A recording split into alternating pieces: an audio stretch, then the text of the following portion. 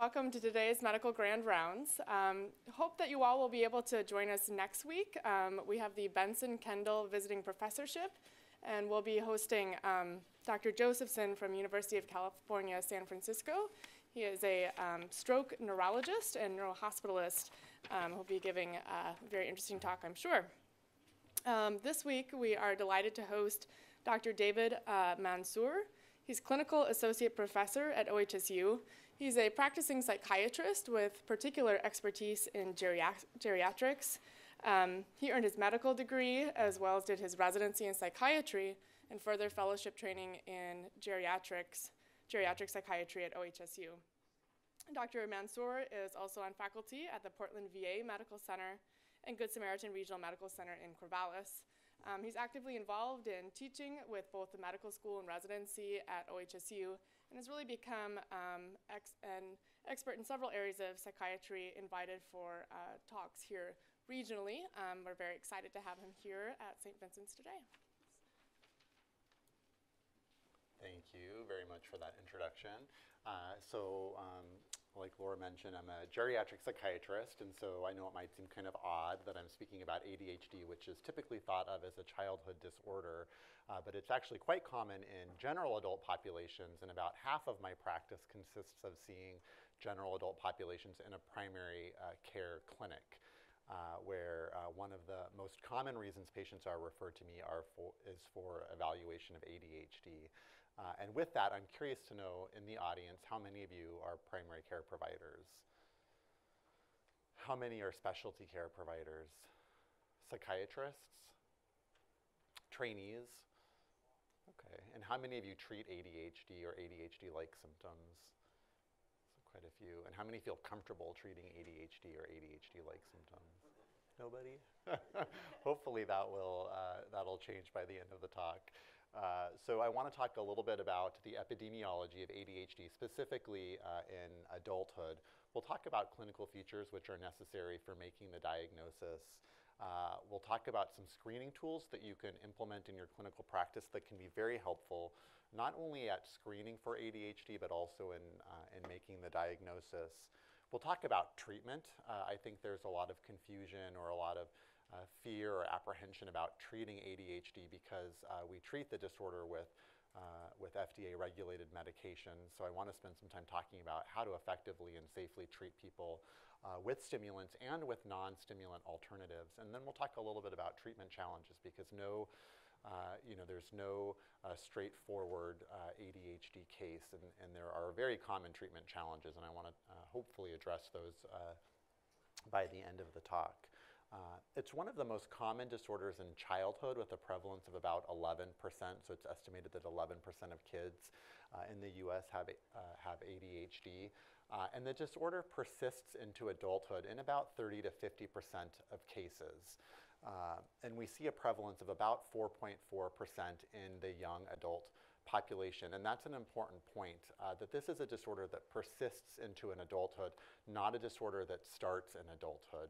You may have a patient who only begins to recognize symptoms in adulthood, but it's important that when you take the history, you look back into childhood to see if those symptoms were there, because this disorder is a neurodevelopmental disorder that begins in childhood and in about half of the cases progresses into adulthood. So that's a really important point that I want to make, that we don't see ADHD starting in adulthood, that it starts in childhood and in about half of cases progresses into adulthood. It's a genetic disorder. It's highly heritable. We see an increased risk in people who have relatives with the disorder. There's about a 3 to 5-fold increased risk in a person who has a first-degree relative with ADHD. And the genetic evidence, or the evidence for a genetic basis of ADHD, is further supported in twin studies where there's a 92% concordance rate in monozygotic twins. So we know that there's a strong genetic component for the disorder, though there hasn't been a gene that's been isolated and found. And where I find this statistic to be useful is in gray area cases. When I'm seeing someone in the clinic, they've got ADHD symptoms. It's not a slam dunk diagnosis, but they have a first-degree relative or another relative with the disorder. That can be very helpful in supporting your diagnosis of ADHD in that particular patient because there is such a strong genetic component to the illness. It's a biologically based disease, but the pathogenesis is not known. It's thought to be due to a dysfunction of brain circuits that use catecholamines. So these frontal subcortical circuits that use dopamine and norepinephrine for neurotransmission. And in ADHD, it's thought that there's a relative deficiency of these two catecholamines. And these pathways are very important for modulating emotion and cognition, essentially through behavior and movement, which is why in people who have dysfunction in these neural pathways, we see ADHD-like symptoms. We see impairment in tasks of vigilance or sustained attention, perceptual motor speed, working memory, verbal learning, processing speed, and response inhibition, which are all hallmark symptoms of ADHD. And this is why stimulants, which increase levels of dopamine and norepinephrine in the brain, are so effective at treating ADHD, and we'll spend some more time talking about that. ADHD is a disorder with two core categories of symptoms. There's an inattentive type presentation, and there's also an impulsive or hyperactive type presentation. And then we also see a combined presentation, which is more common than one or the other, where a person has a combination of hyperactive symptoms and a combination of inattentive symptoms. In adults, inattention tends to be more common because adults are better able at regulating behavior, so they can often inhibit impulsive or hyperactive behaviors better than a child can. And when present, hyperactivity and impulsivity do tend to present a little bit differently in adults than in children, which I'm going to spend time talking about over the next couple of slides. But before I do that, I want to say that I find ADHD evaluations to be very difficult. I don't know if anyone agrees. Does anyone agree? Yeah. You don't. Who doesn't do them? In primary care? Are you a primary care provider? What do you do when someone says, I think I have ADHD?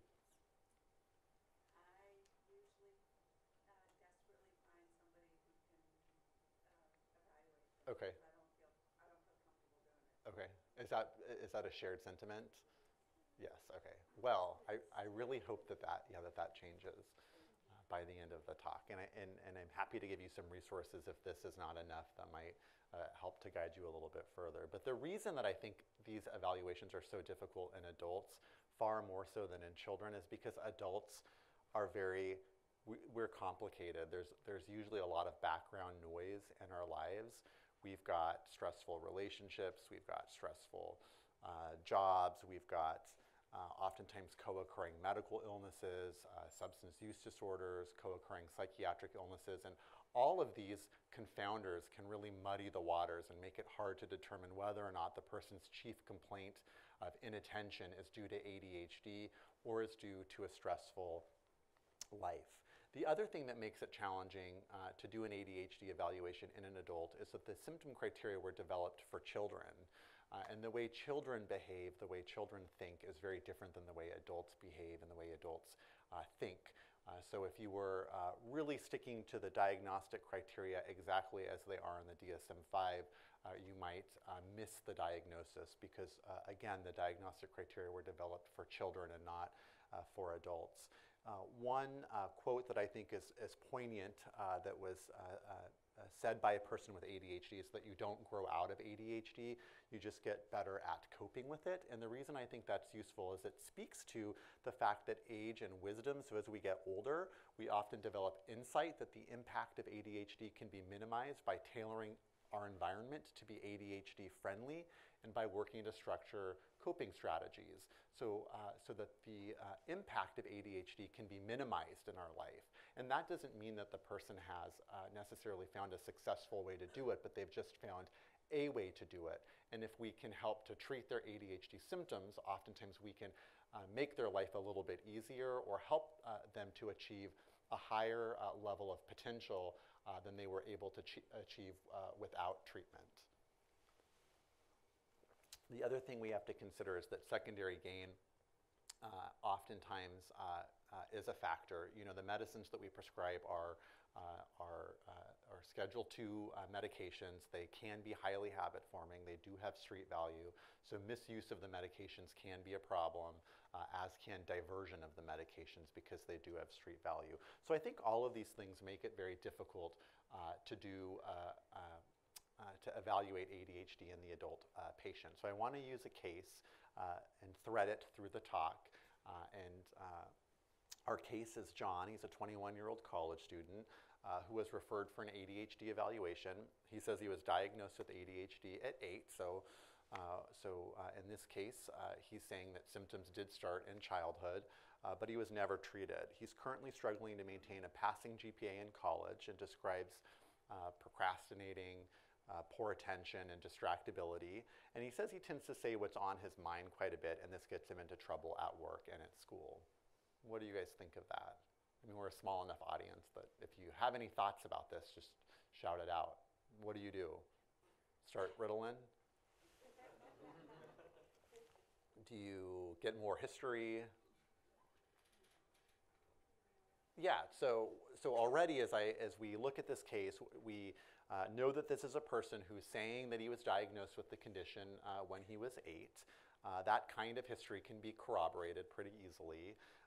And he's describing some hallmark ADHD symptoms: procrastination, poor attention, distractibility, and it's causing dysfunction in his life. So we'll go over the symptom criteria, but he's already sort of sounding like someone who very well could have ADHD. And he's also describing impulsive behaviors. He says what's on his mind, and that gets him into trouble. So it sounds very similar to ADHD, but rather than prescribing Ritalin, you decide to get more of a history. And he says, you know, I do have this history of depression, and I do use marijuana every day. I've got untreated sleep apnea. It's moderate in severity, and knee pain. He takes a multivitamin and PRN Vicodin, and he lives with his girlfriend of 6 months and her 4 children, ages 1 through 8, and 2 of them have special needs, and their housing is unstable. So now that we know a little bit about his medical and his social history, how easy is it to make a diagnosis of ADHD in this case? It becomes a lot more challenging. Just because these stressors in his life exist doesn't mean he does not have ADHD, but it means that, wait a second, these other things in his life might be causing some of the impairment, some of the symptoms that he's describing. So we'll keep this case in mind. When we do an ADHD evaluation, what we're looking for is a constellation of specific symptoms, and we'll go over those specific symptoms. And we want to know when they started, what the severity of the symptoms are, how frequent they are, and in what situations they present. And it's also important to determine to what extent those symptoms cause any functional impairment at home, at school, or at work.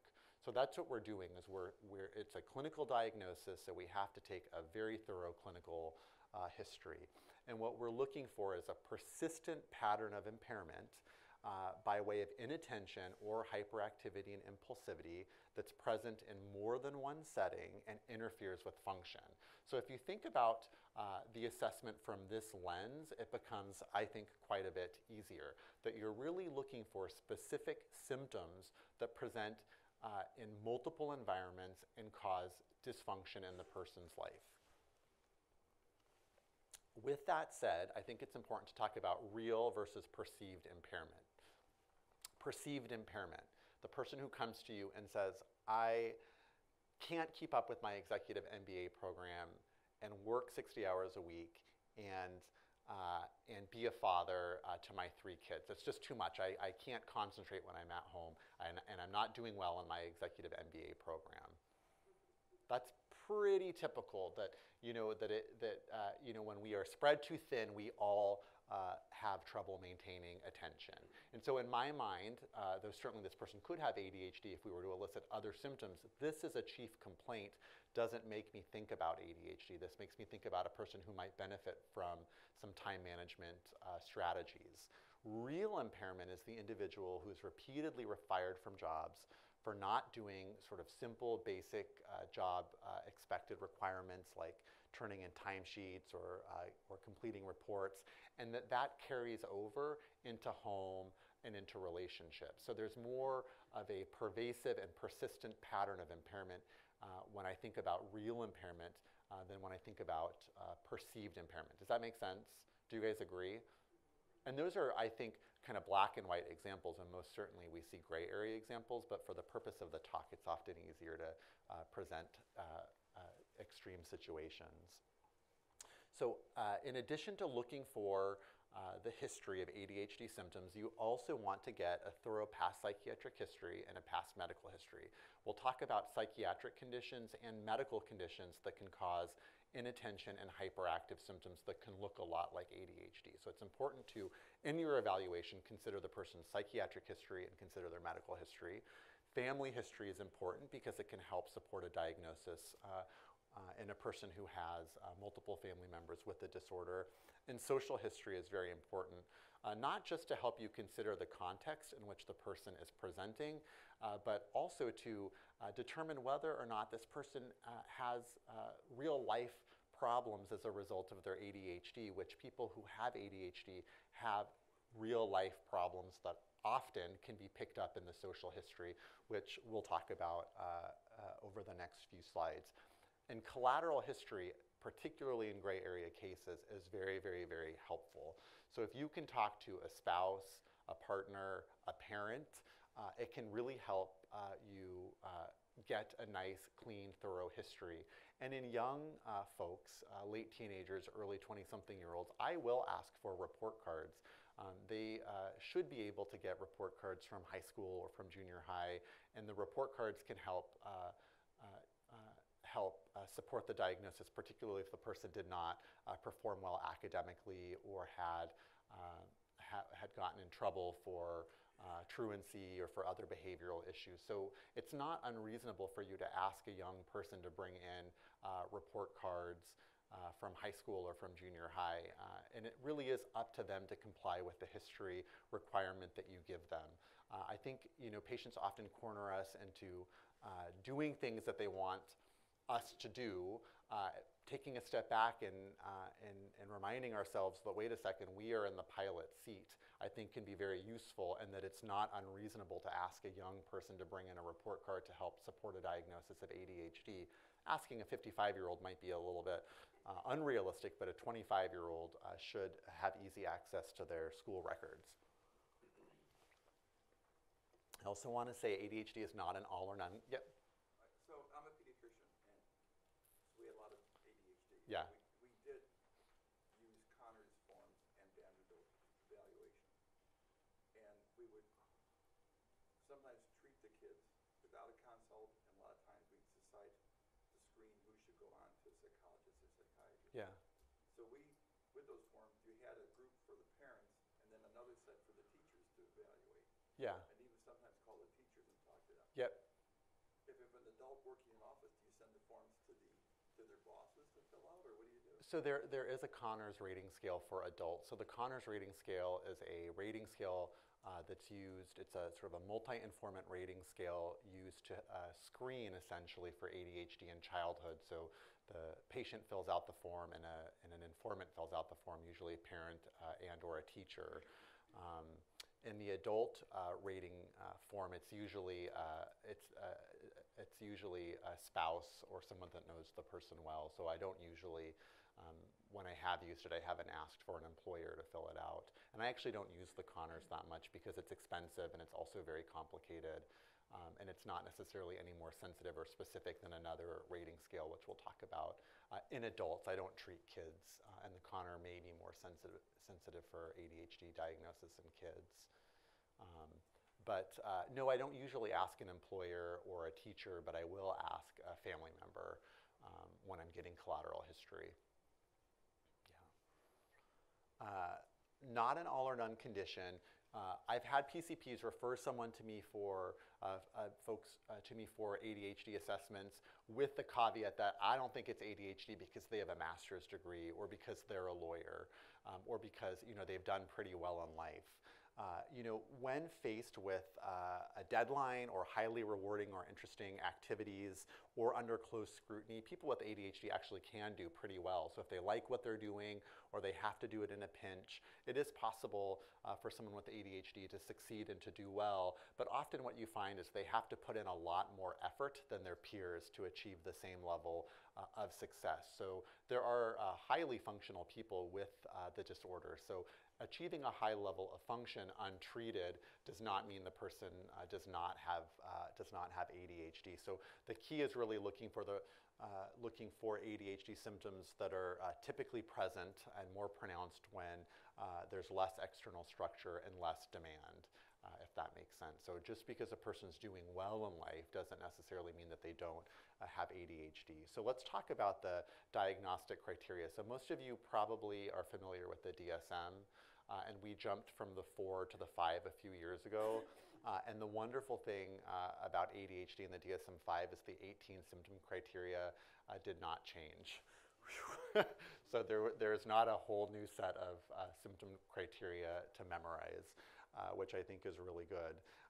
And so the DSM says, and we'll go over those specific symptoms, says that in order to make the diagnosis that a person has to have 5 or more of the 9 inattentive symptoms and or 5 or more of the 9 hyperactive or impulsive symptoms. So when you're applying the diagnostic criteria to the clinical evaluation, what you're looking for is 5 or more symptoms from the 9 inattentive or the 9 hyperactive criteria. And that these symptoms have to interfere with the person's level of function in some way, shape, or form. So a person may say, yeah, I've got all of these symptoms, but there's no interference in my life. You wouldn't make a diagnosis of ADHD, but if they're coming to see you, chances are they are experiencing some level of dysfunction in their life, and that the symptoms have to have been present prior to the age of 12 and present in 2 or more settings. And there was some loosening of the diagnostic criteria here. In the DSM-4, symptoms had to have been present prior to the age of 7. So this is a little bit easier, particularly in getting the history, where symptoms from age 7 to 12 might be a little bit easier to get than symptoms prior to the age of 6. So the key clinical features that we're looking for are hyperactivity and or impulsivity and inattention. What the DSM-5 does not mention, and I'm going to spend some time talking about, is the effect of ADHD on a person's executive function.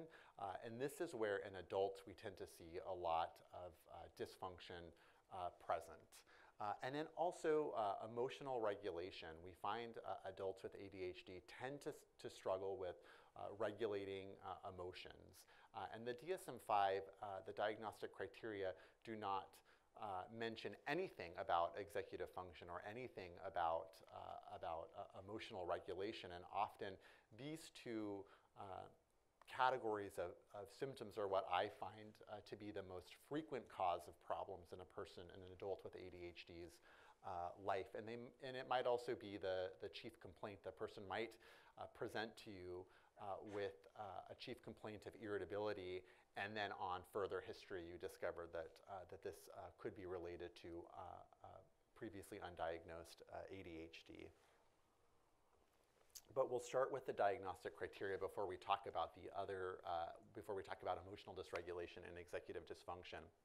Hyperactivity is exactly what you think hyperactivity to be. It's a person who is fidgety, a person who has trouble staying still, a person who's described as being on the go. In the DSM-5, they describe running or climbing in inappropriate situations. You can see how this isn't really applicable to most adults who don't run or climb necessarily. Unable to play quietly, also not necessarily applicable to adults. We don't play in the same way kids play, and talks excessively.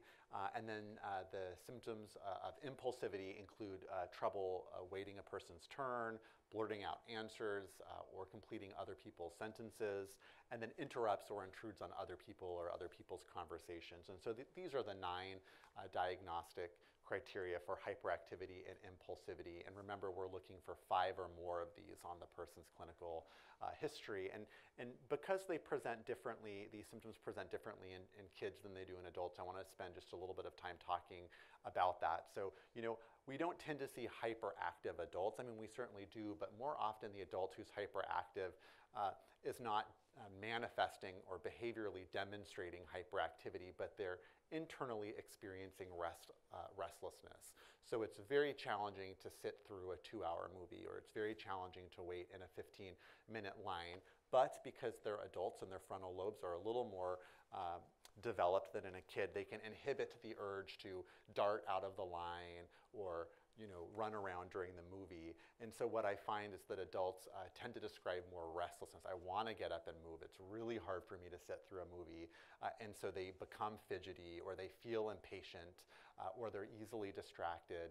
And in feeling this way, often what they experience is irritability or mood swings, which can lead to trouble in relationships. If the partner wants to go to a movie, but the person with ADHD knows how hard it is to sit through a movie, it might be something that they never do together, and it can be a point of contention in the relationship. Physical impulsivity, often not something we see in a lot of adults, though certainly we do. What I find is that adults with this type of ADHD symptom tend to be more verbally impulsive. They say the wrong thing, they speak out of turn, they have a hard time inhibiting the urge to interrupt or to say something. And then, the adult who wants to say something but knows that they shouldn't because it's not the right social context might feel restless or might feel uncomfortable sitting still, wanting to say something but not doing it. How many of you right now feel like saying something but are inhibiting the urge? Well, go ahead, say, what do you want to say? Put your... Because I was motivated by that list, I just had to say something. Yes. And so I would, based on that, I wouldn't say, this is ADHD. This is a symptom of ADHD, and we all have symptoms of ADHD from time to time. But what we're looking for is the pervasivity of those symptoms that lead to dysfunction. So it's a very important point to make that these 9 symptoms are common symptoms that we all experience from time to time, but people with ADHD experience them more frequently and often more severely than those of us who don't have ADHD. So the inattentive symptoms we'll spend some time talking about, because this, we see this more commonly in adults. An ADHD can affect all facets of attention. We can see impairment in sustained attention, divided attention, selective attention. So really not just sort of classically I have trouble sitting down for more than 5 minutes reading, but it can affect all sort of aspects of attention. And so what we find is, as a result of this, adults tend to overlook details, or work is inaccurate or incomplete. An adult tends to struggle with lengthy readings or conversations or sitting through a movie. Anything that requires them to maintain focus can be very, very challenging to do. They might not seem to listen when they're spoken to, though we tend to see this more in kids than in adults. They might start projects or tasks and never finish them. So the garage of a person with ADHD might have a number of unfinished projects that have been started. And I find that the spouse or the partner or the person they live with is the best person for getting this piece of the history from, because it's usually a problem for them to have a bunch of different projects started around the house that never get completed. Difficulty with organization. Procrastinating or avoiding things that require sustained attention, like taxes, I find to be a really helpful symptom to elicit in the history. Losing important things, in kids we're looking for pencils, papers, homework, schoolwork. In adults it tends to be things like keys, wallets, things like that. Easily distracted, and then forgetful in daily activities. So these are the 9 diagnostic symptom criteria from the DSM-5, and they present fairly similarly in kids as they do in adults, but the context is a little bit different. We see more schoolwork problems in kids, but more employment work problems in adults. The things that a person may be forgetful for in adulthood are different than they would be in childhood, and the things a person loses in adulthood would be different than in childhood. And so those are the diagnostic criteria that we use and we apply to adults when we're eliciting the history. But executive dysfunction is such a problem in adults with ADHD and not in the DSM-5 that if you just stuck to the DSM criteria, I think you would miss it. And so what is executive function? Executive function is our ability to conceptualize all facets of an activity and then translate that into appropriate and effective behavior. So this is our ability to sequence, to organize, to abstract, to plan, really to be effective, functioning adults. And when an adult with ADHD is struggling with executive function, it leads to trouble with time management and a poorly organized life. And if a person's struggling with time management or with organization or with planning, you can imagine what effect that will have on relationships and what effect that will have on employment. And there's a study that we'll talk about on the next slide that I think is really interesting. But before we go to that, I want to mention emotional dysregulation. This is the ability to manage uncomfortable emotions when we need to and to engage in appropriate behavior. So we all feel uncomfortable from time to time, but we're able to inhibit the way we might act on that feeling. In an adult with ADHD, that might be a little bit harder to do, especially if they're dealing with feelings of restlessness on a day-to-day basis. And so frustration tolerance is lower, anger outbursts might be more common, and this can often be the chief complaint or one of the presenting symptoms that you see in the clinic. So in an adult who's coming to you because they are struggling with maintaining relationships because of anger or irritability, I think it's worth exploring further for ADHD. And in the primary care members, so those of you who are in primary care, how often do you get someone coming to you and they're either complaining of relationship problems or anger or irritability? Is that common or no? It is. And do you think about, let me, this could possibly be ADHD in assessing further? Okay. I think it's worth doing. Yeah, it's definitely worth doing. It doesn't mean that person has ADHD, but I think it's worth exploring, when that first started and whether or not there were characteristic ADHD symptoms in childhood, or even asking, were you ever diagnosed with ADHD in childhood? And if they say yes, then exploring for whether or not they have symptoms in adulthood.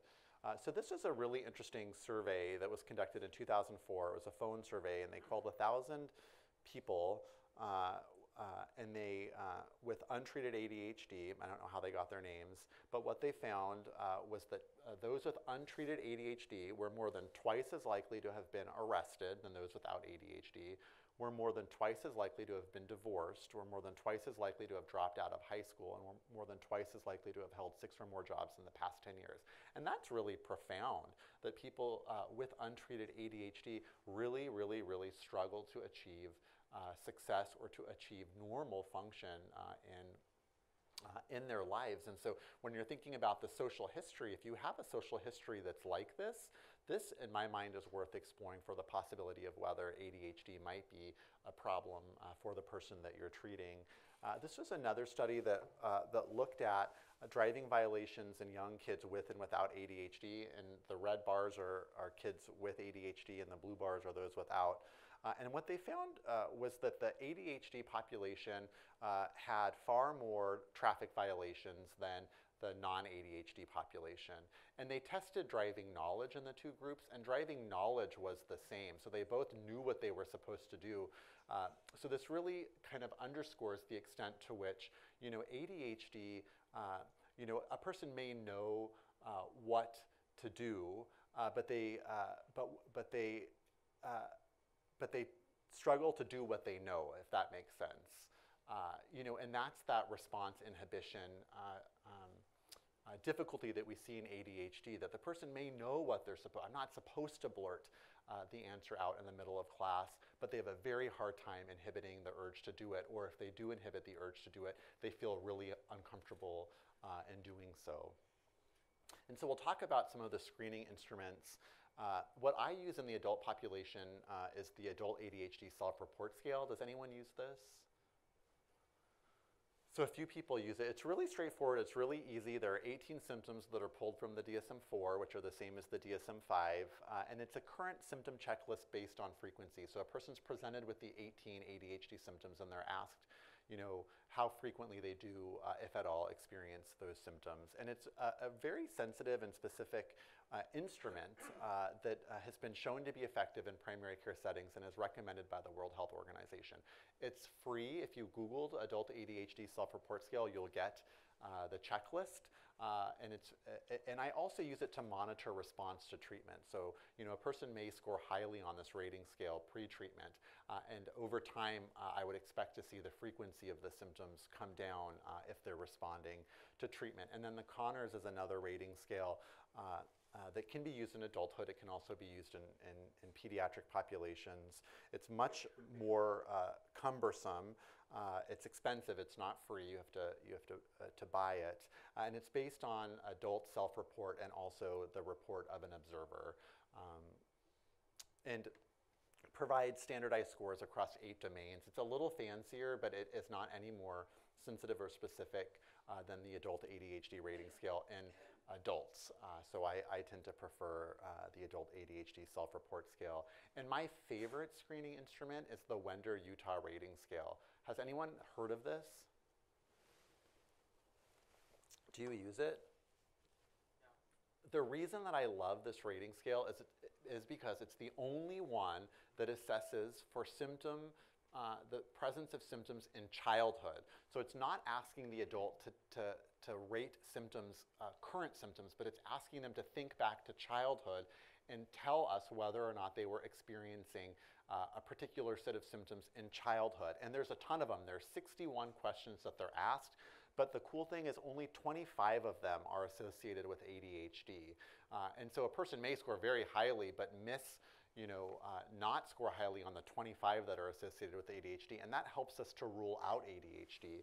But when they score highly on the 25 questions that are associated with ADHD, it helps us support the diagnosis. And if we remember that this is a neurodevelopmental disorder and symptoms must be present in childhood to make the diagnosis, this can be really, really, really helpful. And it's also free and available online. So what about in-depth neuropsych testing? Does anyone refer out for neuropsych testing? Only for legal reasons.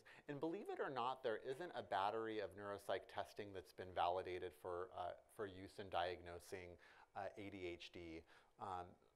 And so while a person may show differences on measures of certain cognitive domains with neuropsych testing, there isn't a gold standard battery that's used to make the diagnosis of ADHD. When I'm not so sure whether what I'm going to be treating as ADHD or not, I will make a referral. It's maybe 1 out of every 20 cases. It can be helpful, especially if I want to know what cognitive domains the person is struggling with and perhaps want to tailor a cognitive rehab program targeted at those specific domains where they're not doing very well. That's where I find neuropsych testing to be helpful. But there really isn't a battery of testing that's used to diagnose ADHD when you make a referral to a neuropsychologist. And then the big question, yeah? How valuable would that neuropsych testing be at the age 18? At the age, I think it could be valuable. Why wouldn't it? Why do you suspect it would? I do military enlistment physicals. We see this every day on the history. And we get the school records, we get the records from the healthcare professional and so forth. And it's really challenging.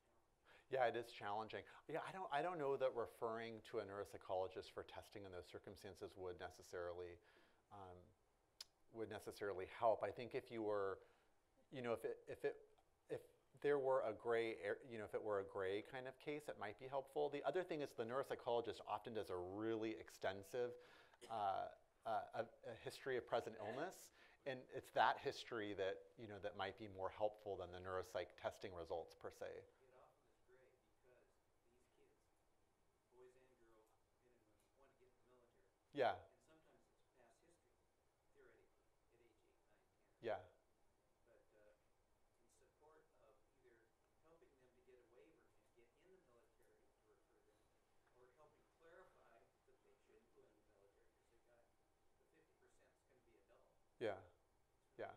Yeah. It is a challenge. And then the other thing, is can these tests be feigned? if the person we've all heard about the epidemic of stimulant misuse and, as a performance enhancing drug in college students. And so, can you fake your performance on these tests? And the discouraging answer is yes. It was studied, these authors looked at 3 different groups: normals, people without ADHD, people without ADHD who were faking ADHD, and people with ADHD, and they put them through a set of some ADHD screens, and what they found was that the fakers couldn't be discerned from those with ADHD. And to me, that underscores the importance of not using these screening tools as your diagnostic instrument, but as an instrument that helps you to screen and perhaps support the diagnosis of ADHD, because they're very easy to fake. If you were to look at the ADHD rating scale, you would know exactly which boxes to check if your goal was to get a stimulant medication. So again, remember, they're just screening instruments. Can I ask you kind of an extension of that? I think in my practice, algorithm lingers are pretty rare, but people who strongly believe that they have ADHD but might be misguided are pretty common. And my concern is that I then maybe cannot, if you extend this, maybe I really can't believe their symptoms so much because they're so convinced that they answer in a way. Am I misguided when I'm thinking about this? So you're wondering if perhaps they feel so strongly that they have ADHD that they maybe not purposefully or sort of they sort of check the most severe set of symptoms. Yeah, so again, I would not rely solely on the screening instrument for the diagnosis, but I would take it into consideration. And I use these screening instruments as a jumping point for gathering more history. So I might say, wow, I noticed you checked, that you experience all 18 symptoms with the greatest frequency. It's a little unusual. Can you tell me more about that? So I would use it as a platform for further discussion. If the way they checked, if the way they performed on the screening tool seemed a little bit odd or unusual. And ADHD is highly comorbid with other psychiatric conditions. It's the norm rather than the exception. Mood disorders are incredibly common with ADHD. Anxiety disorders and substance use disorders are incredibly common, and they can confound the diagnosis because of symptom overlap. Poor concentration is a core symptom of anxiety disorders and of mood disorders. So, when I'm seeing someone and I think that, maybe they have ADHD, but most certainly they have severe anxiety or severe depression, my goal is going to be to treat the anxiety or the depression first, see how, the poor concentration or whatever the ADHD symptom complaint might be does, and then go from there. So, assess for for co-occurrence of other psychiatric conditions and treat those if they're present. Because those other psychiatric disorders often share symptoms with ADHD. So what about marijuana? How often are you guys seeing people consuming marijuana? I know, I feel like the landscape of medicine has changed completely in this era of recreationalized marijuana. And undoubtedly, heavy marijuana consumption can cause a person to experience symptoms that look exactly like ADHD. So there was a study that was published in 1996 that looked at marijuana users versus non-marijuana users and found that those that used marijuana struggled with tests of sustained attention, learning, and psychomotor speed. What does that sound like? That sounds like ADHD. But the thing is that ADHD and marijuana use are highly comorbid, and the presence of one doesn't exclude the other. So my general rule of thumb is that if a person is using marijuana daily, they're using it heavily, I want them to stop using, and then I'll reassess for ADHD before I treat ADHD. So I treat it similarly to alcohol, that if a person seems to be responsibly using, and I don't think that the substance they're ingesting is causing the symptoms, then I'll treat ADHD. But if I think that they're using really heavily and that their use is causing their ADHD symptoms, I want to focus on cessation of marijuana use first. In medical conditions that can contribute to inattentive symptoms, chronic pain, Sleep apnea, thyroid disease, traumatic brain injury. This is not an exhaustive list. Dr. Cohn and I talked about the MS population who often have frontal lobe lesions, which can lead to impulsivity and symptoms that look a lot like ADHD. So do a thorough medical screen.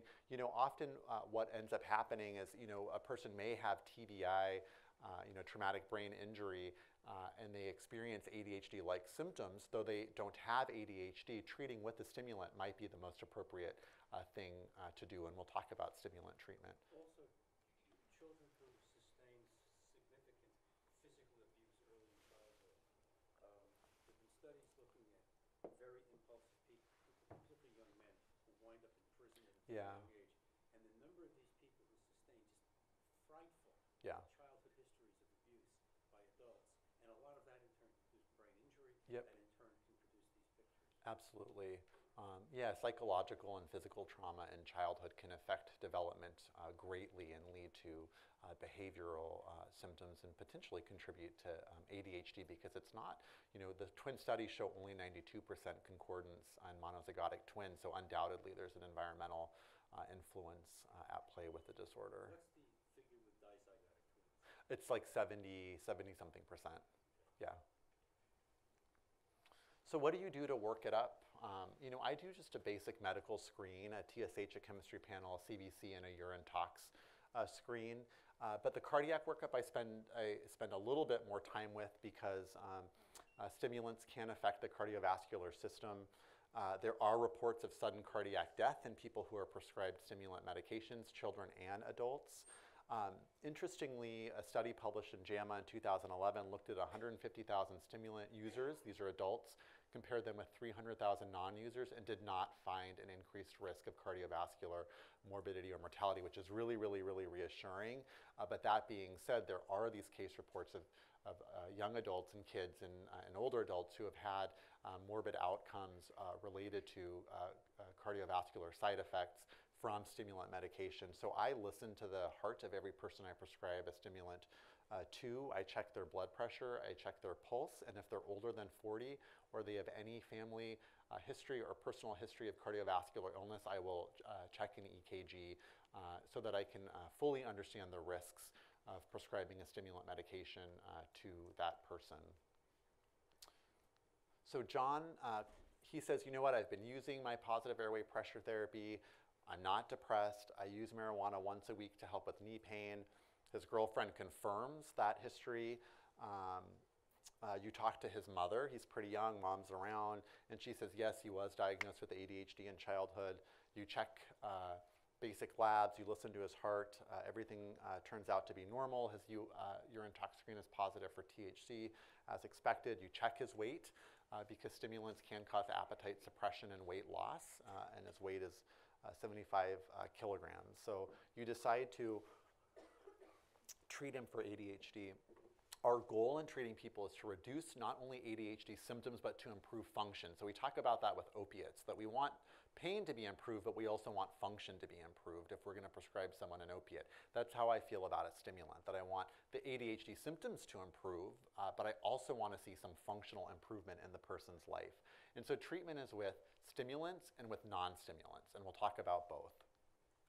You can also treat ADHD with cognitive therapy and with environmental changes, and I include these interventions in the treatment plan of everyone I'm treating with ADHD. I talk to them about what they can do to modify their environment so that they are more organized and so that they're more efficient. Keep in mind that it can take time for circumstances to play out and for the person to see how well they're actually doing. So symptoms, the 18 symptoms from the DSM-5 tend to respond really quickly to stimulant medications, but function can sometimes take months or years. So, the person who's had trouble maintaining friendships throughout their whole life might not see improvement in relationships for 1 to 2 years out. The person who struggled with employment might not see, employment gains for 1 to 2 years out. So, the years and years of bad, the 1 to 2 years or the lifetime of struggles the person's had and bad habits that have been formed around relationships and employment behavior can take years to play out. So though you might see symptoms getting better quickly, function might lag behind, and I think that's an important point. So the stimulant medications are methylphenidate or Ritalin and the amphetamines. And they all work the same way. They increase levels of dopamine and norepinephrine in the brain, and one is not better than the other. And there are multiple formulations and multiple delivery systems. I mean, there must be dozens and dozens and dozens of different kinds of methylphenidate and different kinds of dextroamphetamine and mixed amphetamine salts. So what I would say is get comfortable with one or two from each drug class. And if you do that, I think you'll be able to treat the majority of patients that you see in your practice. So methylphenidate, this is not an exhaustive list, but these are all of the different types of methylphenidates that you can get, and almost all of them are available in long and short-acting formulations. Similarly, the amphetamines, there's dextroamphetamine or dexedrine, and the mixed amphetamine salts or Adderall, and then there's also this newer drug, which is a prodrug called lisdexamphetamine or Vyvanse. They're also available in long and short-acting formulations, although Vyvanse is just only available in this long-acting formulation. So there are a lot of them. And I think if you can, again, get comfortable with one or two from each class, both a long and a short-acting formulation, you'll be able to effectively treat most people in your practice. As a general rule of thumb in the pediatric population, methylphenidate, the goal dose is about 1 milligram per kilogram of body weight. And the amphetamines, because they're more potent, being amphetamines, our target dose is a little bit lower, 0.5 milligrams per kilogram of body weight. In adults, though, I tend to go a little bit higher than that. I wouldn't necessarily stop at 1 milligram per kilogram of methylphenidate. That average optimal dose might be a little bit higher in the adult population. Common side effects: dry mouth, insomnia, irritability, weight loss, headaches, psychosis if they're prescribed high enough or the person has an underlying diathesis towards psychosis. And their pregnancy class C, there's really not a lot of data around safety of stimulants in pregnancy, and most of what we know come from illicit use of amphetamines in pregnancy, where we see increased fetal and maternal morbidity, preterm births, and low birth weight. So very rarely would I ever think that the benefit of prescribing a stimulant to someone who's pregnant outweighs the risk. So know that we don't know much about their safety in pregnancy, and it's better to err on the side of not prescribing to a pregnant patient than prescribing. I wouldn't prescribe a stimulant to someone with uncontrolled hypertension, a cardiac arrhythmia, symptomatic heart disease, or a congenital heart defect, someone who's at a recent cardiovascular event, or someone who's actively using drugs or in an unstable period of sobriety. So these are people I would say, nope, I'm not going to prescribe a stimulant to, and I would think about a non-stimulant alternative. Keeping in mind that stimulant medicines are Schedule II, I do use a treatment agreement for most of my patients. I don't know how many of you have treatment agreements in your practice for opiates. You can actually tailor them to sort of rewrite them for stimulants. I think it's a good idea to have someone sign a contract that says that they're going to take it exactly as prescribed. And when that contract is broken, you have grounds to not prescribe the medication to that person.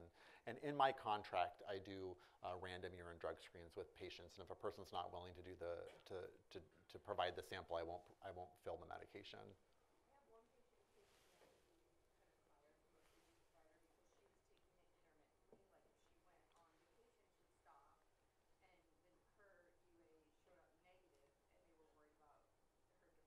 Yeah. Are you okay with your patients taking it intermittently?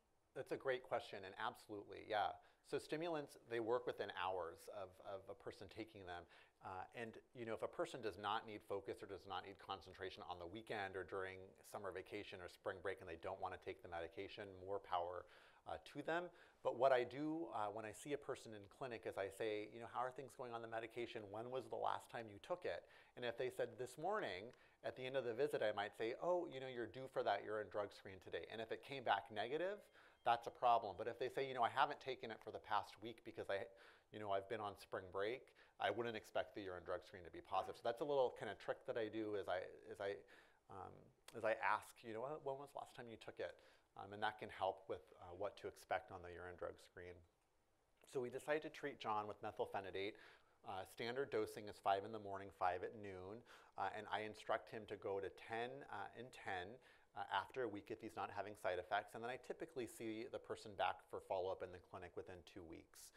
And I start with the fast-acting formulation because there's more dosing flexibility. They have about a 3 to 5 hour duration, and they usually start working within an hour. And so because of that 3 to 5 hour duration, I separate the dose by 4 hours and tell the person not to take it later than 4 p.m. Otherwise, it can impact their sleep. And you know what I explain to them is that actually, so once I determine the total 24-hour dose of the short-acting stimulant, I give the person the option of switching to a long-acting formulation, and that's why it's useful to get comfortable with a short-acting and a long-acting formulation. And so this is what a curve that I draw out for most people, this inverted U-shaped curve where the dose of the medication is on the x-axis and performance is on the y-axis, that we want to get them to somewhere around here, and that in everyone given a stimulant, if the dose is too high, they're going to end up on this side of the curve, and this is where we see worsening cognitive function, anxiety, dysphoria, psychosis. So we never want to get the person to this portion of the curve. We want to try to find this portion of the curve for them. So John comes back, blood pressure and pulse are normal. He says he's doing better, not having side effects, but he feels like there's room for improvement. So you titrate up further, 15 and 15, and then 20 and 20. So it's a 10 milligram dose increase per week.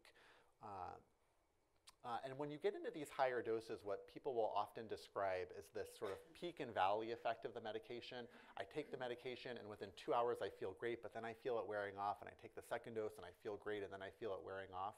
That's an optimal, that's a person who would potentially do very well on a long-acting formulation. So if they're not having side effects on, 40 milligrams of methylphenidate in divided doses, I might switch them to a long-acting formulation of methylphenidate at roughly the same dose. And all of the long-acting formulations in their package insert have instructions on how to convert from a short-acting to a long-acting. And it's actually pretty straightforward. The other treatment challenge that I find in people with ADHD is forgetting to take the afternoon dose. And that's a perfect situation where you would switch them to a long-acting formulation. And if they're not tolerating the medicine because of a headache or some other side effect, I switch them to a different stimulant. It's like SSRIs where, a side effect on one SSRI is not necessarily going to be seen on another. So if someone's not doing well with methylphenidate, I might switch them over to Adderall or to dextroamphetamine. So John comes back and he says, it's working, but I'm having headaches. So this is an opportunity to switch to a different stimulant. And he's on methylphenidate. Your only two options are the amphetamines. And so you would remember that you're not going to switch in a 1-to-1 ratio because the amphetamines are more potent. So you would cut the dose in half before switching to one of the amphetamine preparations. If the person's misusing the drug or they're diverting it, try a non-stimulant. Has anyone prescribed Strattera or atomoxetine? It's very effective for ADHD. It's FDA approved. It does need to be taken every day. Like an SSRI, it takes about 4 to 6 weeks for the person to see effect. And this is someone who we would not do like a weekend drug holiday with because it needs to be taken every day for effect. Wellbutrin or bupropion is adequate as a second-line agent for treating ADHD. Also needs to be taken every day to have effect. And the tricyclic antidepressants and venlafaxine also have some data to support their use. So, if you're absolutely not going to prescribe a stimulant to a person because of a contraindication, these are totally fine go-to medications to use instead. And the alpha-2 agonists, clonidine and guanfacine, are used commonly in the pediatric population, but not as often in the adult patient population. And then some practical strategies, just kind of wrapping things up. I talk to all of my patients about maintaining a daily schedule, using a calendar, using a planner, creating to-do lists, limiting distractions, breaking down difficult tasks, using a dedicated quiet space to study or to do work. And this is actually really helpful. A lot of these things seem very common sense, but we get so caught up in day-to-day life that I think we forget to do things like this, but it can be very helpful. And if you have a speech pathologist who has an interest in ADHD, that person can be a really useful resource for helping to come up with a behavioral plan like this. And I have a speech pathologist who I work with who does a great job at coming up with some environmental changes and interventions for treating ADHD. So just to kind of wrap it up, it's heritable. Remember, it starts in childhood and persists into adulthood. We make the diagnosis based on clinical presentation. We use stimulants to treat the disorder, but we do have second-line medicines available. Yeah. When do you stop? That's a really good question, and you just sort of, you just sort of stop. The interesting thing is I find that people who have ADHD often just kind of disappear. That I get them treated, I get them through whatever, school or work-related stressor they're dealing with, and I treat them for a while, and then they kind of forget to schedule a follow-up appointment, and they don't need to come back and see me for a few months or maybe a few years, and then I hear back from them, hey, I'm back in school and I'm having a hard time. Is it possible for me to see you again?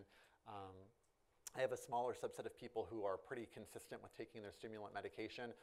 I would stop when there's no longer a need for the person to perform the way that they needed to when I prescribed the medication. And so in the aging population, a retiree is someone who I might not, I might talk to them about the risk-benefit ratio of continuing to use a stimulant medication.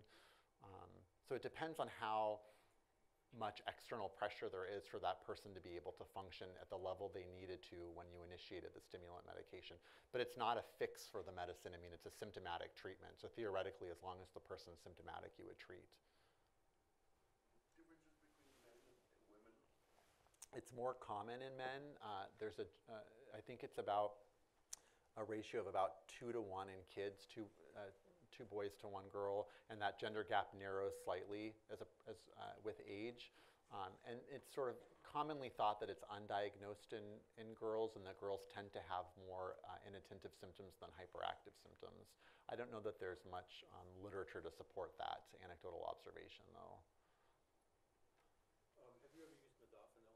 Yeah, so modafinil, I've not used it for ADHD. And I don't know that it's been looked at in ADHD. I know it's been looked at in depression. I use it for shift work sleep disorder for people who are sleepy or they have OSA and they're sleepy during the day, but I've not used it for ADHD. Yeah. Well, thank you, everyone.